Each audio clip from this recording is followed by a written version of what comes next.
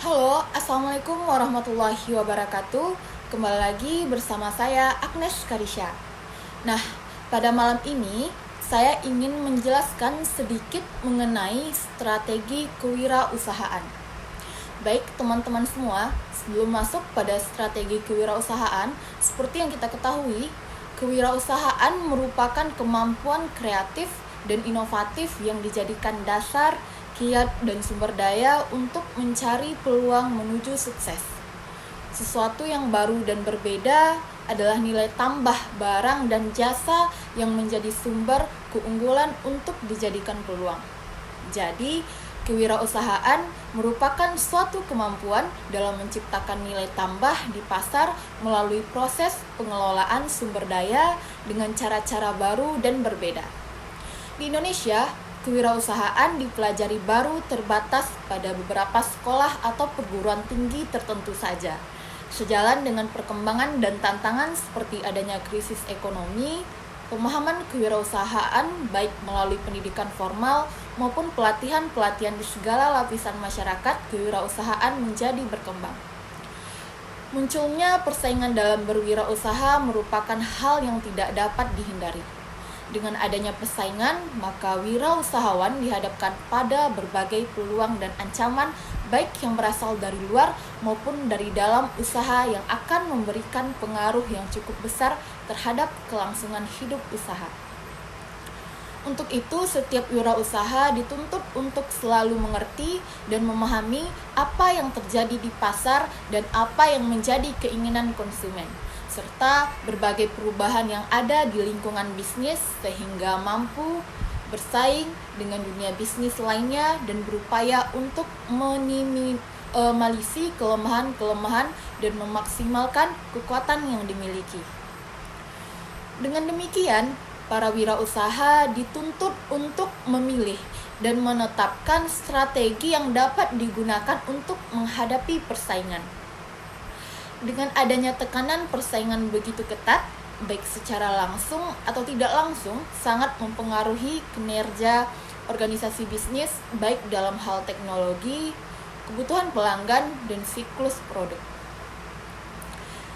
Pada saat kondisi seperti itulah sangat diperlukan strategi yang tepat dalam mengambil keputusan maupun langkah-langkah tertentu untuk mempertahankan usahanya tersebut.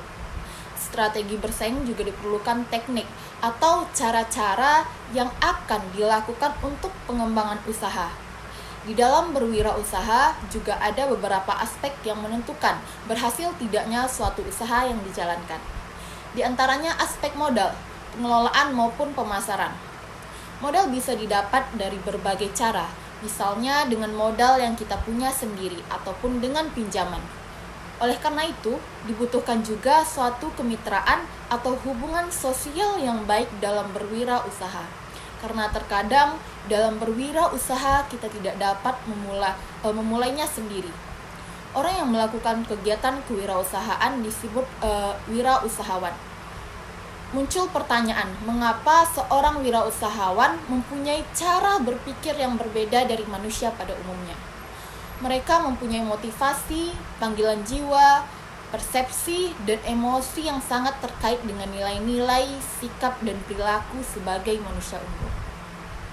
Strategi kewirausahaan pada umumnya perusahaan kecil yang berhasil secara berkesinambungan dan dapat bersaing secara unggul memiliki keunggulan dalam bidang teknik, produk yang unik, dan memiliki cakupan distribusi geografis pasar yang terbatas. Ada beberapa keputusan strategis yang diperlukan dalam kondisi pertumbuhan. Yang pertama yaitu perubahan produk, barang, dan jasa. Yang kedua, strategi yang menyangkut penetrasi pasar, ekspansi pasar, integrasi regional atau ekspansi usaha. Yang ketiga, kemampuan untuk memperoleh modal investasi dalam rangka penelitian dan pengembangan. Yang keempat, ada analisis sumber daya manusia, sehingga memiliki keterampilan yang unik untuk mengimplementasikan strategi. Selanjutnya yaitu adalah analisis pesaing baik yang ada maupun yang potensial untuk memantapkan strategi bersaing. Keputusannya harus berdasarkan perilaku, sumber daya, dan komitmen yang dimiliki pesaing di masa lalu.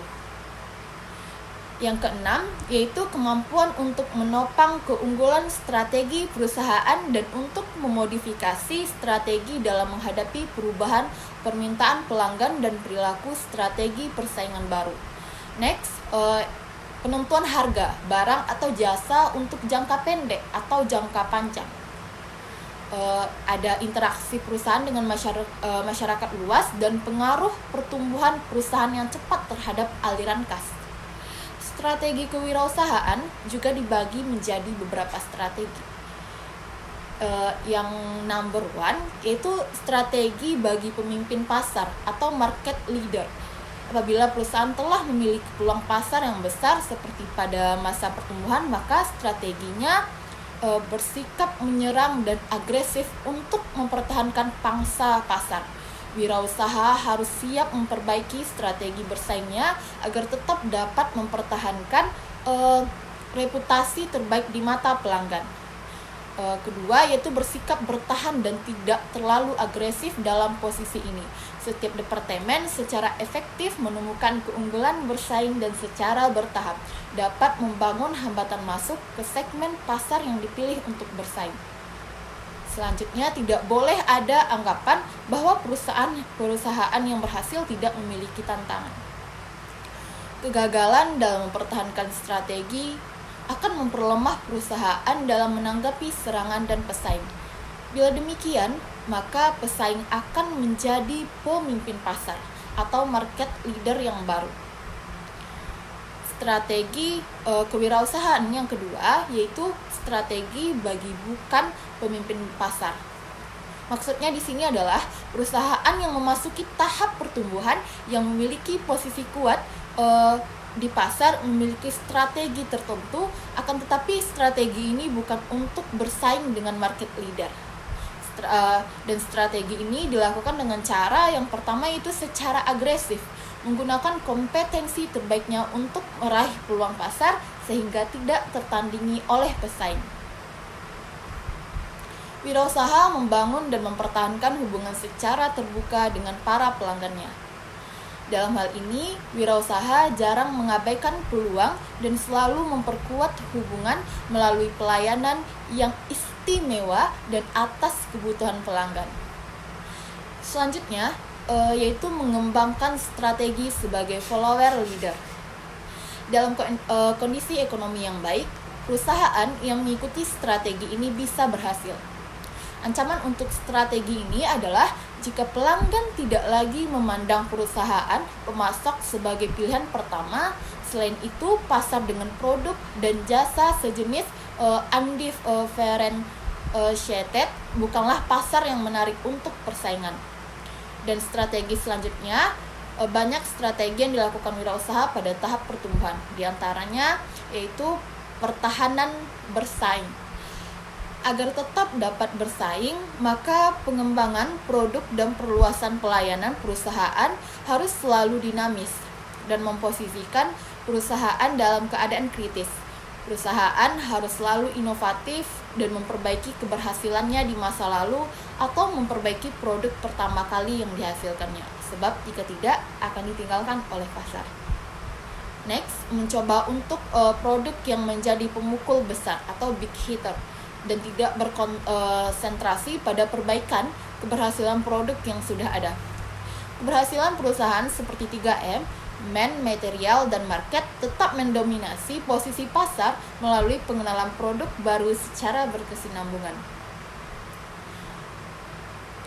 Selanjutnya, mengambil langkah positif dan proaktif untuk menguasai manajer kunci dan ahli teknik profesional yang selalu diikutsertakan dalam pembentukan keberhasilan perusahaan. Oleh sebab itu, kehilangan seseorang yang cakap dan dianggap kunci dapat menghancurkan keunggulan perusahaan dalam persaingan. Jadi, dari fungsi manajemen memberikan kontribusi yang memberikan level terbaik pada kondisi pemasaran tertentu Dalam peranan strategisnya, pemasaran mencakup banyak hal, salah satunya yaitu mencapai kesesuaian perusahaan dengan lingkungannya dalam rangka mencapai suatu tujuan usaha. Selain itu, strategi adalah langkah yang harus dijalankan oleh suatu perusahaan untuk mencapai tujuan. Dalam rangka untuk menyerang pesaing perlu pertimbangan beberapa hal, terutama dalam hal kekuatan dan kelemahan yang dimiliki yang dapat dilihat dari aspek keuangan. Marketing mix strategi dapat didefinisikan sebagai suatu strategi pemasaran yang menggabungkan beberapa di dalamnya terpadu demi mencapai tujuan marketing pasar yang telah ditargetkan. Strategi bauran pemasaran atau yang lebih dikenal dengan nama marketing mix strategi terbagi menjadi 4. Yang pertama yaitu strategi produk, yang kedua strategi harga, dan yang ketiga strategi lokasi dan distribusi, dan yang terakhir ada strategi promosi. Baik, kita masuk pada metode strategi harga, yaitu ada modifikasi harga menurut pelanggan, bentuk produk, tempat, dan waktu. Yang kedua, penetapan harga pada produk, dan yang ketiga, penetapan harga awal produk yang ditetapkan setinggi-tingginya dengan tujuan produk atau jasa. Selanjutnya yaitu market penerapan, penetration pricing atau menetapkan harga serendah mungkin dengan tujuan untuk menguasai pasar. Nah, selanjutnya menurut Zimmerer, bagi usaha baru sangatlah cocok untuk menerapkan strategi market driven dorongan pasar, atau strategi ini dibangun pada fondasi yang pertama, yaitu orientasi konsumen usaha baru yang berhasil pada umumnya memusatkan perhatian pada pengembangan sikap yang berorientasi kepada kepuasan pemangku kepentingan. Yang kedua, ada kualitas. Agar berhasil dalam persaingan global, sangatlah penting bagi perusahaan untuk memperhatikan kualitas barang dan jasa serta pelayanan. Kualitas telah dijadikan tujuan strategi beberapa perusahaan di dunia yang kemudian secara integral dijadikan bagian dari budaya perusahaan. Yang ketiga, kenyamanan. Untuk mengetahui kenyamanan dilakukan dengan cara meminta informasi kepada pelanggan. Misalnya, kesenangan apa yang mereka inginkan dan harapkan dari pelayan yang disajikan perusahaan. Jadi, untuk memberikan layanan yang menyenangkan harus diperhatikan hal-hal seperti lokasi usaha harus dekat dengan pelanggan, seperti berikan kemudahan kepada pelanggan, tentukan jam kerja yang menyenangkan pelanggan, dan tetapkan apakah barang perlu diantar atau tidak. Inovasi merupakan kunci keberhasilan bagi usaha baru. Perusahaan pasar yang sangat cepat dan persaingan yang kompleks menuntut inovasi terus-menerus atau berkesinambungan. Beberapa untuk inovasi yang lazim dan terkenal ialah dalam bentuk produk baru, perbedaan teknik atau cara, dan yang ketiga, pendekatan baru dalam memperkenalkannya. Baik, selanjutnya ada kecepatan. Kecepatan adalah kekuatan dalam persaingan. Dengan kecepatan berarti mengurangi biaya, meningkatkan kualitas, dan memenuhi permintaan pasar. Secara filosofis, kecepatan disebut time compression management yang memiliki dua aspek, yaitu yang pertama mempercepat produk baru pasar, dan yang kedua memperpendek waktu dalam merespon permintaan pelanggan, baik dalam memproses produk maupun dalam mendistribusikan atau menyampaikannya. Maksud dari pelayanan kepuasan pelanggan yaitu dengan cara menciptakan pelayanan dan kepuasan pelanggan dapat dilakukan sebagai dengan cara dengarkan dan perhatikan pelanggan, tetapkan pelayanan terbaik, tetapkan ukuran dan kinerja standar, berikan perlindungan hak-hak karyawan, dan gunakan teknologi yang memberikan pelayanan terbaik, dan yang terakhir yaitu berikan hadiah bagi pelayanan yang terbaik. Kita masuk pada strategi yang kedua, yaitu produk atau produk. Perlu diingat bahwa produk selalu mengalami daur hidup, produk life cycle, yang terdiri atas tahap pengembangan, tahap pengenalan, tahap pertumbuhan penjualan, tahap kematangan, tahap kejenuhan, dan penurunan. Manfaat strategi bisnis bukan saja untuk menjadi dasar dan peta bagi perusahaan dalam menjalankan usahanya.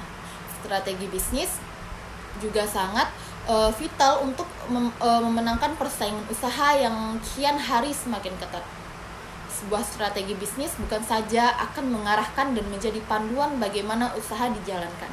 Dengan strategi ini pula, para karyawan dan staf yang ada dapat bekerja berdasarkan standar yang jelas dan terukur. Di tengah persaingan bisnis yang sangat ketat saat ini, penyusunan sebuah strategi bisnis harus dilakukan dengan sangat cermat. Selain untuk mendongkrak penjualan, strategi ini juga penting untuk menghadapi para pesaing. Begitu besarnya manfaat strategi bisnis dan pentingnya dalam era bisnis yang makin kompetitif, sehingga tidak boleh dibuat dengan asal-asalan. Strategi bisnis adalah kunci penting untuk meraih target dan usaha. Karena itulah, perencanaan yang matang menjadi bagian penting dalam strategi yang harus disiapkan. Perencanaan ini mencakup ide dan konsep usaha, modal dana yang dibutuhkan hingga target yang ingin diraih. Baik, mungkin hanya itu yang dapat saya sampaikan. Terlebih dan terkurang, saya mohon maaf. Saya akhiri saja dengan Assalamualaikum warahmatullahi wabarakatuh.